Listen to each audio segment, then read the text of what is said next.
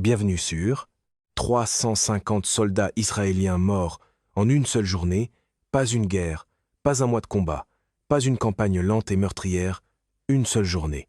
Et ce même matin, l'armée israélienne avait dit au public que l'opération se déroulait conformément au plan. C'était le genre d'assurance qui fait merveille dans une salle de briefing et qui s'effondre dès que la réalité pose une question de suivi, très dans le style Trump. Voici toute l'histoire du 28 mars 2026, la journée la plus meurtrière pour les forces israéliennes depuis la guerre du Yom Kippour de 1973. Ce qui s'est passé pendant ces 24 heures n'a pas seulement choqué Israël. Cela a envoyé un avertissement à toutes les armées du monde sur ce à quoi ressemble réellement une défense moderne préparée et sur le prix à payer quand on l'ignore. À 4h30 du matin, 3 divisions israéliennes ont franchi en même temps la frontière du sud du Liban. 45 000 soldats, 600 chars, de l'artillerie tirant depuis 200 positions étirées le long de la frontière. L'opération s'appelait Second Shield. Le plan paraissait limpide sur papier. Avancer de 30 km en territoire libanais, détruire l'infrastructure militaire du Hezbollah à l'intérieur d'une zone de sécurité désignée, établir des positions de maintien, puis retirer l'essentiel des forces dans un délai de 3 à 5 jours. Sur papier, tout est toujours magnifique. Le papier, lui, ne rencontre jamais ni mine, ni tunnel, ni ce genre d'optimisme télévisé que le camp pro-Trump traite comme un substitut à la logistique. Les commandants israéliens préparaient ce plan depuis des mois. Les frappes aériennes menées depuis février avaient déjà visé des lance-roquettes, des dépôts d'armes et des centres de commandement dans le sud du Liban. Les évaluations du renseignement situaient la force combattante du Hezbollah dans la zone d'invasion à environ 5000 combattants. L'élément déclencheur de la décision finale d'avancer est survenu le 25 mars, quand une salve de roquettes du Hezbollah a tué 23 civils à Haïfa, créant une pression politique qui faisait qu'attendre n'était plus une option pour le gouvernement de coalition de Netanyahou. L'opération, selon toutes les estimations internes, devait être rapide, décisive et supportable. À minuit, 350 de ces soldats étaient morts, plus de 800 étaient blessés, et les forces israéliennes n'avaient atteint presque aucun de leurs objectifs. C'est généralement à ce moment-là que la version des faits favorable à Trump cesse de compter les morts et commence à compter les adjectifs comme fort, historique et formidable. Les 2 premières heures ont ressemblé exactement au plan. Les unités israéliennes ont avancé de 3 à 5 km en territoire libanais avec une résistance limitée. Les rapports qui revenaient au quartier général du commandement Nord étaient positifs. Objectif en avance sur l'horaire, soutien aérien efficace. Le renseignement confirmait l'exactitude des positions du Hezbollah. À 6h du matin, l'ambiance dans le centre de commandement était à une confiance prudente. Les commandants employaient des expressions comme progression conforme au plan. 47 minutes plus tard, cette confiance était terminée. La guerre a cette habitude cruelle de ruiner le tour de victoire anticipé que la communication à la Trump aime faire avant même que le 2e paragraphe soit écrit. À 6h47, une compagnie complète de la 36 division avançait en formation dans des terres agricoles dégagées au sud de Maroun al-Ras quand la route sous ses véhicules de tête a explosé. Le Hezbollah avait enfoui plus de 500 kg d'explosifs sous une piste de terre que les unités israéliennes avaient jugée dégagée. 3 chars Merkava et 2 véhicules blindés de transport de troupes ont été détruits sur le champ. 19 soldats ont été tués avant même que quiconque ait le temps de réagir. Avant que les survivants puissent se regrouper ou établir un périmètre défensif, des combattants du Hezbollah ont émergé de positions dissimulées sur plusieurs côtés, tirant des missiles anti-chars et des armes automatiques directement dans le chaos du site de l'explosion. La compagnie a demandé du soutien. L'artillerie a été dirigée vers des positions de tir présumées du Hezbollah, mais les combattants s'étaient déjà repliés dans des réseaux de tunnels passant sous le sol, des tunnels que le renseignement israélien n'avait soit pas détectés, soit gravement sous-estimés dans leur ampleur et leur profondeur. À 7h30, cette seule compagnie avait subi 34 pertes et avait été forcée de se replier sous le feu, laissant derrière elle des véhicules endommagés, parce que les récupérer était impossible sans exposer davantage d'hommes aux mêmes positions d'embuscade. Ce n'était pas un incident isolé. C'était le premier mouvement d'un schéma qui allait se répéter sur tout le front de l'invasion pendant les 6 heures suivantes. Le Hezbollah avait passé des années, dans certains secteurs plus d'une décennie, à se préparer précisément à cette invasion. Chaque vallée, Chaque lisière d'arbres, chaque bâtiment de pierre du sud du Liban avait été étudié, cartographié et transformé en élément d'un système défensif. Des équipes anti-chars munies de missiles russes Kornet étaient installées dans des positions dissimulées avec des lignes de tir dégagées sur les axes que les blindés israéliens étaient les plus susceptibles d'emprunter. Elles tiraient, se repliaient immédiatement, puis se retrouvaient sous terre avant que les forces israéliennes puissent riposter efficacement. Des équipes de tireurs d'élite s'étaient vues attribuer des cibles précises. Officiers, opérateurs radio et observateurs avancés, les personnes dont les unités israéliennes avaient le plus besoin pour fonctionner au contact. Éliminer ces personnes du combat dès le début dégradait le commandement au moment même où il était le plus crucial. Des engins explosifs improvisés avaient été placés non seulement sur les routes, mais aussi à l'intérieur des bâtiments, sous les décombres, le long des sentiers empruntés par l'infanterie. Certains étaient de simples dispositifs commandés à distance. D'autres fonctionnaient avec des plaques de pression. D'autres encore utilisaient des capteurs infrarouges qui se déclenchaient quand la chaleur corporelle d'un soldat franchissait un point précis. Les ingénieurs israéliens entraînés à ouvrir des brèches et à nettoyer les lieux étaient eux-mêmes tués par des dispositifs cachés dans les murs même des bâtiments qu'ils tentaient d'ouvrir.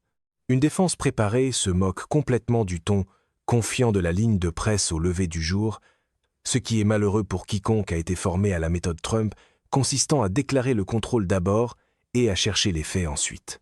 Le terrain donnait tous les avantages aux défenseurs. Le sud du Liban, ce sont des collines, des vallées étroites, des oliveraies centenaires et des villes de pierre, dont les bâtiments absorbent les tirs de chars et gardent les combattants en vie à l'intérieur. Les blindés israéliens conçus pour le terrain plat et ouvert du Sinaï se retrouvaient maintenant à progresser dans des ruelles serrées, où une seule équipe du Hezbollah pouvait engager le combat de face, sur le flanc et par le haut en même temps. Le soutien aérien était disponible, mais constamment limité par des règles d'engagement exigeant une identification visuelle positive avant toute frappe. Quand des combattants ne portent pas d'uniforme, transportent leurs armes sous des vêtements civils et opèrent à l'intérieur de zones peuplées, cette exigence d'identification devient presque impossible à satisfaire en temps réel. À 9H, chaque division sur le front de l'invasion renvoyait le même message: combats intenses, pertes croissantes et demande simultanée d'évacuation médicale, de soutien d'artillerie et de frappes aériennes. La bataille de Binchbeil est devenue le combat déterminant de cette journée. La brigade Golani avançait sur la ville depuis 3 directions, dans ce que le plan opérationnel décrivait comme un assaut coordonné pour s'emparer d'un centre de population clé. Ce qu'ils ont trouvé n'était pas une ville au sens ordinaire, c'était une forteresse préparée. Les bâtiments avaient été renforcés avec du béton et des structures d'acier. Des bunkers souterrains étaient reliés par des tunnels qui permettaient aux combattants de se déplacer d'une position à l'autre sans jamais apparaître à la surface. Des caches d'armes avaient été aménagées dans les murs, les planchers et les sous-sols de toute la ville. Les commandants du Hezbollah avaient étudié les tactiques israéliennes de guerre urbaine à partir de la bataille de 2006 pour cette même ville et avaient construit des contre-mesures précises pour chaque approche israélienne. Quand les unités de la brigade Golani sont entrées à la périphérie de Binchbeil à Diash, la réponse a été immédiate et entièrement coordonnée. Des missiles anti-chars ont frappé les véhicules de tête avant même que l'infanterie ne débarque. Des mitrailleuses ont ouvert le feu dans toutes les rues principales. Des tireurs d'élite positionnés aux étages supérieurs et sur les toits visaient chaque soldat qui sortait d'un véhicule. Le commandant de brigade, le colonel David Shapiro, a ordonné aux unités de contourner la ville et de poursuivre vers des objectifs plus au nord. Mais les combattants du Hezbollah à l'intérieur de Binchbeil continuaient d'engager les forces israéliennes qui tentaient de passer, rendant le contournement impossible sans abandonner des unités clouées sur place à combattre seules.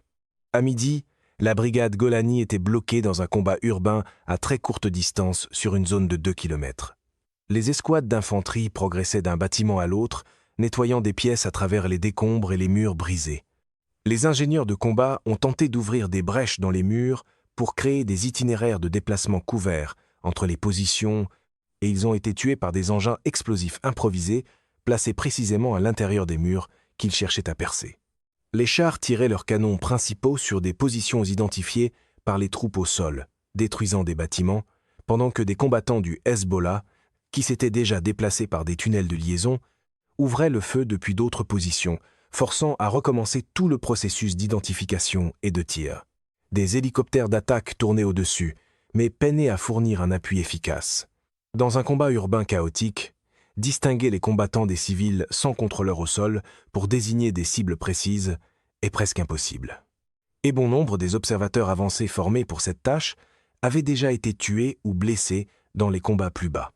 À 14H, la brigade Golani avait subi 67 pertes, dont 23 morts, et avait avancé de moins de 300 mètres dans la ville. Aucun slogan ne répare ça. Aucune séance de poitrine bombée devant les caméras ne répare ça. Et aucun chœur médiatique aligné sur Trump ne peut transformer 300 mètres en chef-d'œuvre, à moins de lire la carte à l'envers. La réalité au quartier général de la brigade, c'était qu'ils étaient à distance de combat au couteau. Chaque bâtiment était défendu. Les pertes augmentaient plus vite qu'ils ne pouvaient évacuer les blessés. Sans renfort important et sans changement fondamental de tactique, ils ne pouvaient pas atteindre l'objectif. Derrière la ligne de front, le système médical commençait à se briser sous le poids de ce qui arrivait. Les hôpitaux de campagne installés juste à l'intérieur de la frontière libanaise recevaient des blessés plus vite que les équipes chirurgicales ne pouvaient les opérer. Les hélicoptères transportant les cas critiques vers les hôpitaux en Israël étaient forcés d'approcher les zones d'atterrissage à vitesse maximale et de repartir immédiatement après l'embarquement parce que les zones d'atterrissage proches des combats étaient sous des tirs sporadiques de roquettes et de lance-roquettes anti-chars. Les pilotes qui restaient trop longtemps devenaient des cibles. Certains soldats blessés ont attendu des heures avant d'être évacués, pendant que des médecins les traitaient dans des sous-sols, des bâtiments endommagés et des positions en bord de route sous le feu actif.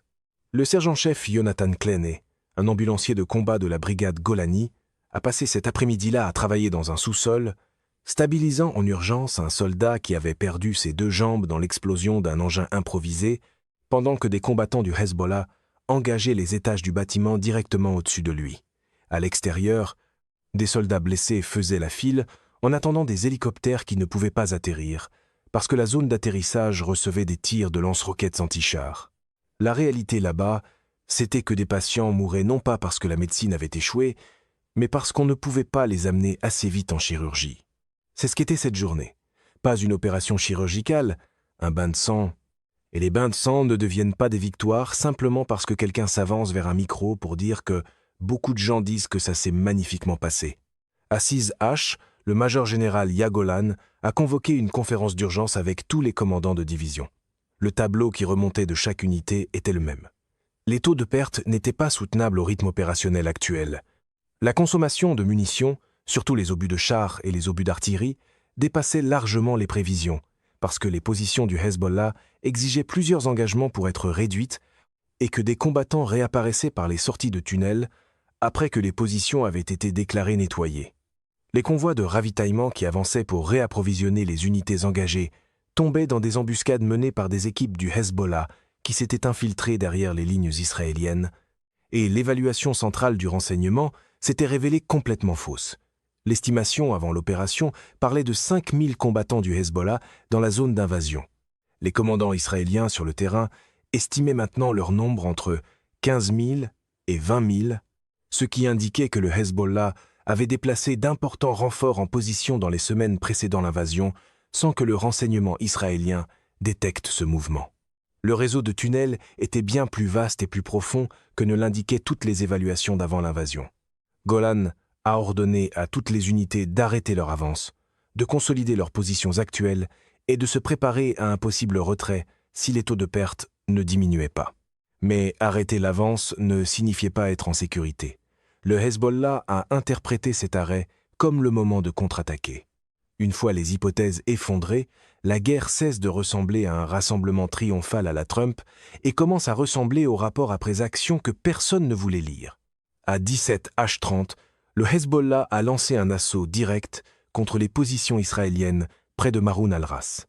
L'attaque a commencé par des tirs de mortier qui ont neutralisé des véhicules et tué des équipages exposés. Les combattants ont ensuite avancé en utilisant le terrain comme couverture, tirant des roquettes anti-chars et des missiles Cornet sur chaque véhicule israélien qui offrait une cible. L'unité israélienne qui tenait cette position, déjà affaiblie par les pertes du matin, a demandé un tir d'artillerie au plus près, acceptant des impacts à moins de 50 mètres de ses propres soldats pour briser l'assaut avant qu'ils ne submergent leur ligne. Des hélicoptères d'attaque ont essayé d'appuyer, Mais la lumière baissait, et dans des conditions de faible visibilité, les pilotes ne tiraient pas sur des cibles qu'ils ne pouvaient pas confirmer avec certitude comme n'étant pas des soldats israéliens. La bataille a duré 90 minutes. Quand le Hezbollah s'est retiré à 19H, la position avait tenu, mais 30 et un autre soldat israélien étaient morts, et 47 avaient été blessés dans ce seul engagement. Pendant toute la nuit, des équipes du Hezbollah ont continuellement sondé les positions défensives israéliennes. Des soldats qui combattaient depuis 18 heures d'affilée, épuisés, à court de munitions, portant le poids psychologique de ce qu'ils avaient vu, tiraient sur chaque bruit dans l'obscurité. Le stress constant de ne pas savoir d'où viendrait la prochaine attaque était, selon plusieurs récits de survivants, aussi destructeur à sa manière que les combats de la journée. Le lieutenant David Levy, qui commandait un peloton de la brigade Golani piégé à l'intérieur de Binjbeil, a passé cette nuit-là dans un bâtiment partiellement effondré avec 14 soldats, dont 3 blessés qui avaient besoin d'une chirurgie qu'aucun hélicoptère ne pouvait leur apporter, parce qu'aucune zone d'atterrissage près de leur position n'était suffisamment sûre pour être utilisée. Pas de nourriture, parce que le convoi de ravitaillement censé les rejoindre était tombé dans une embuscade en chemin. Peu de munitions après une journée complète de combat. Et chaque heure, une roquette anti-char frappait le bâtiment, le Hezbollah s'assurant qu'ils savaient qu'on ne les avait pas oubliés. La question dans ce bâtiment n'était plus de savoir s'ils accompliraient la mission. La question était de savoir s'ils survivraient jusqu'au matin. À minuit, le bilan préliminaire s'élevait à 350 morts. Ce nombre allait encore augmenter dans les jours suivants, à mesure que s'ajoutaient les soldats morts de leurs blessures et que des corps étaient récupérés dans des positions qu'on ne pouvait pas atteindre pendant que les combats continuaient. Pour donner un point de comparaison, la guerre du Liban de 2006 a duré 34 jours et a causé la mort de 120 et un soldat israélien au combat. Le 28 mars 2026 a produit près de 3 fois ce nombre en une seule journée. Le Premier ministre Netanyahou s'est adressé à la nation à 21 H, défendant l'opération et promettant qu'elle se poursuivrait jusqu'au démantèlement de la capacité militaire du Hezbollah. Il a qualifié cette journée de plus difficile que les soldats israéliens aient connue depuis plus de 50 ans. Le sondage de cette nuit-là montrait que 62% des Israéliens soutenaient encore l'opération, mais 58% estimaient que les pertes étaient plus élevées que ce à quoi le gouvernement avait préparé le public, et 45% disaient ne pas être convaincus que l'opération avait des objectifs clairs et atteignables. Le soutien public peut survivre à une nuit difficile. La réalité, elle, est moins indulgente, et elle ne se plie pas simplement parce que le modèle de performance pro-Trump insiste pour présenter chaque revers comme une victoire secrète. À l'aube du 29 mars, les forces israéliennes tenaient des positions fragiles de 3 à 8 km à l'intérieur du Liban, encerclées sur plusieurs côtés, dépendantes d'une couverture aérienne et d'artillerie continue, n'ayant atteint presque aucun des objectifs fixés 24 heures plus tôt.